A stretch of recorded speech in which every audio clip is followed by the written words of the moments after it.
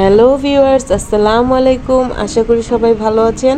আর এখন তো প্রচণ্ড গরম, দেখতে পারতেছেন গরমে পুরো বাড়ি আমাদের কি বলবো আর গরমে ভাজা ভাজা হয়ে যাচ্ছে। তো সেই গরমে আমার হাজব্যান্ড আম ডাল খাবে, তো আমি আম ছিঁড়ে নিলাম গাছে থেকে। আর আজকে আম দিয়ে আম ডাল করব। তো এখন তো ডালটা পুরো শুট করি নাই, রান্না হয়ে গেছিলো, তখন ফোড়ন দিচ্ছিলাম ডালে। আর এদিকে গরমে দেখেন আমাদের বাসার বাচ্চা সাফিয়ানা নীরব কি শুরু করছে। তারা গরমের শান্তির জন্য, মানে গরমে আরাম খুঁজতে তারা কল পার্কে বানাইছে সুইমিং পুল।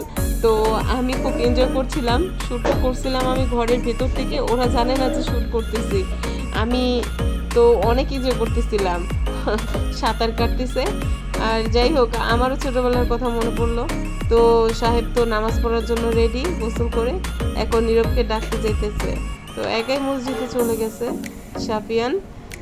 শ্যুটটা তো আমি ঘর থেকে লুকিয়ে করেছিলাম, সাফিয়ান জানে না।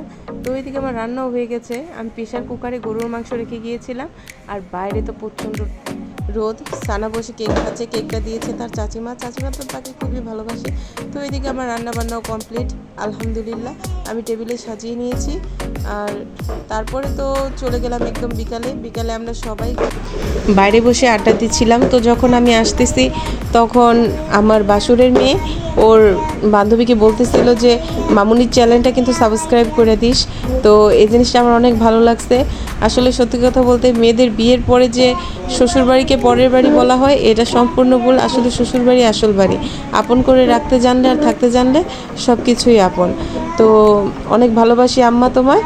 আর যাই হোক, আমাদের বাচ্চারা তো খেলতেছে, আর তাও একটু শ্যুট নিলাম। আমার ভিডিওগুলি যদি ভালো লাগে অবশ্যই চ্যানেলটা সাবস্ক্রাইব করে দেবেন, লাইক কমেন্ট করবেন। আর বাচ্চারা তো অনেক এনজয় করে সব সময় আমাদের বাসায়। তো সন্ধ্যা হয়ে গেছে, আমি সবগুলি কাপড় তুলছিলাম। তারপরে তো সন্ধ্যার কাজে বিজি। সন্ধ্যা 7টায় সাফিয়ান পড়তে গেছে। তো আজকের ব্লগটা এই পর্যন্তই।